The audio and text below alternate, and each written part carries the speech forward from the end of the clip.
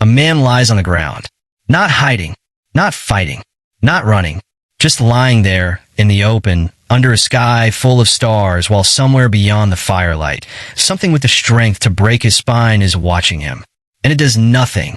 For most of human history, this has been true in places where lions still roam, a strange, quiet fact that almost no one thinks to question. We assume predators attack when they can. We assume vulnerability invites violence. We assume that a sleeping human, defenseless and still, will be the easiest kill in the entire savanna. We assume wrong. Most people imagine a lion as a killing machine running on hunger alone. See prey, want prey, take prey. Simple, mechanical, inevitable. That is not how a predator's mind works. Inside every wild animal that hunts for a living, there is something closer to a constant, silent calculation, a running assessment of risk, energy, and probability happening beneath instinct faster than thought. A lion does not simply want to eat.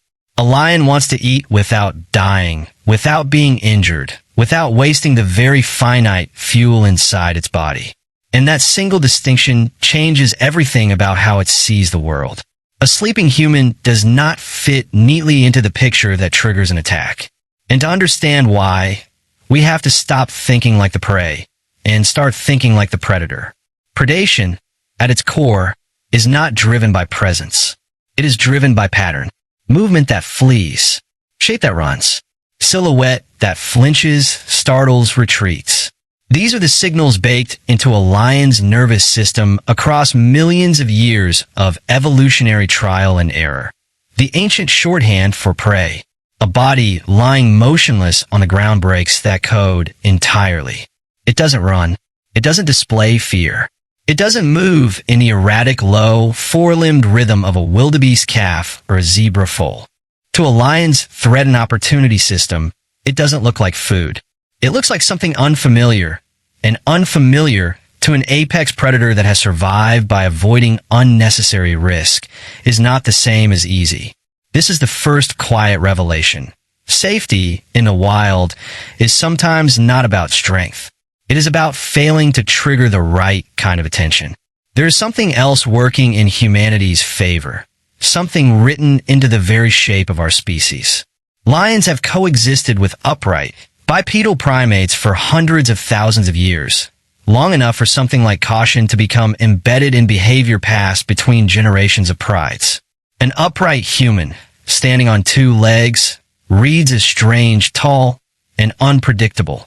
Not the low-slung silhouette of a natural prey animal, but lying down erases that signature, which should mean, logically, that a horizontal human becomes more vulnerable, not less. And yet field researchers monitoring lion behavior around camps and villages have repeatedly noted the opposite pattern. Attacks overwhelmingly correlate with humans who are upright, moving, and awake, herding cattle at dawn, walking between huts at dusk, gathering firewood along tree lines at the hour when lions hunt. Attacks on people who are simply asleep, undisturbed, remain comparatively rare. Rare enough that across decades of documented man-eating incidents in East Africa, the vast majority begin not with a sleeping body being discovered, but with movement, sound, or a broken barrier drawing the animal in first. The strange truth is this: stillness, so often understood as helplessness, can function almost like a form of camouflage against a mind built to hunt confusion and motion. But rare is not never. And what makes the exceptions worth studying is not that they contradict the pattern. It's that they reveal exactly how fragile the pattern really is. In 1898, two male lions near the Tsavo River in Kenya killed dozens of railway workers over 9 months. A case so infamous it would later be immortalized in film. Investigators who studied the skeletal remains decades later found dental damage consistent with chronic pain, likely making normal prey too difficult to catch. The lions had not become bolder by nature. They had been forced by injury and desperation to abandon the rules that usually keep humans off the menu. This is the second revelation, and it is a colder one. Predators are not held back by mercy or by some instinctive respect for human life. They're held back by cost. Remove the normal cost-benefit calculation through injury, starvation, habitat collapse, or the disappearance of natural prey, and the boundary that once felt reassuringly solid can vanish almost overnight. Safety, it turns out, was never a guarantee. It was a probability quietly shaped by circumstances most people never think to examine. Researchers studying nocturnal predator behavior have proposed another layer, subtler than posture or movement: the biochemistry of stillness itself. A sleeping body breathes slower. Its temperature drops slightly. Its muscles release the tension of waking life. Some researchers have suggested that the metabolic and olfactory signature of deep rest may differ just enough from the agitated, adrenaline-touched scent of a frightened, conscious animal to register, faintly, unconsciously, as something other than an active target. The evidence here remains limited, more hypothesis than settled fact, and scientists are careful to say the data cannot fully explain the pattern on smell alone. But the possibility itself is unsettling in its implications. That even the chemistry of our unconscious bodies might be quietly negotiating with the natural world on our behalf, without our awareness, without our consent, every single night. We do not just survive sleep. In some strange sense, sleep may be helping us survive. Zoom out, and this is not really a story about lions at all.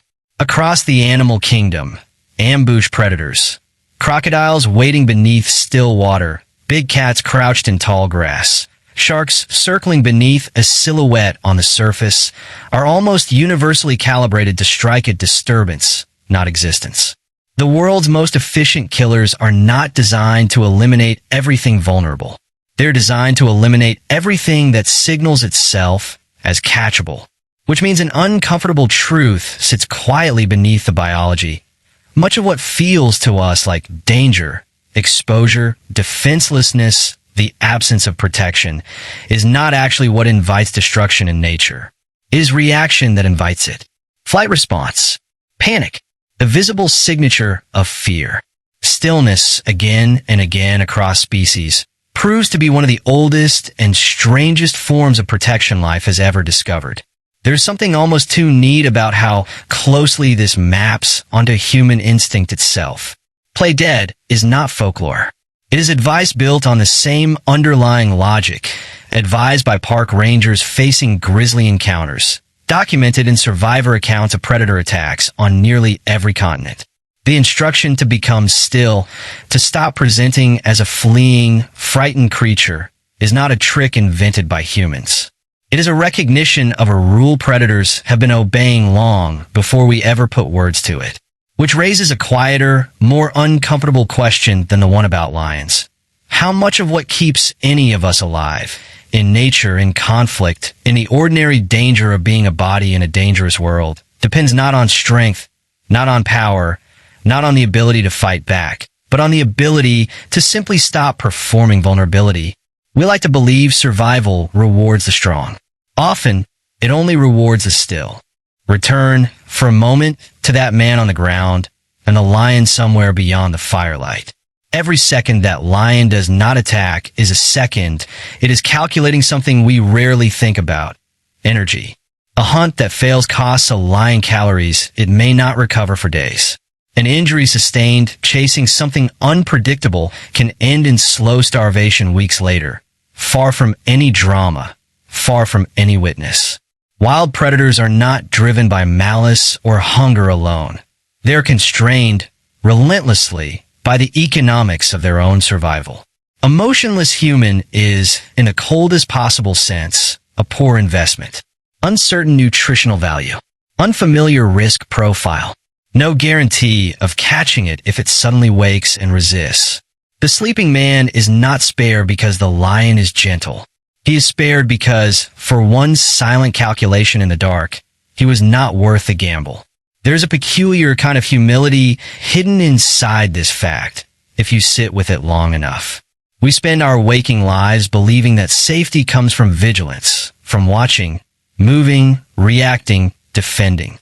And yet some of the oldest evidence from the natural world suggests the opposite may sometimes be true, that in certain moments, survival asks nothing of us at all. No strength, no weapon, no plan, only the willingness to be still enough that the world forgets, for a moment, that we are something that can be taken. Every night, in the places where lions still walk beneath the same stars our ancestors slept under, an unspoken negotiation continues. One written not in language, but in stillness, in breath, in the ancient grammar of predator and prey that neither species has ever needed to translate into words. And somewhere in that negotiation is a truth larger than lions, larger than sleep itself. That survival was never only about what we do. Sometimes it is about what we manage for just long enough not to become.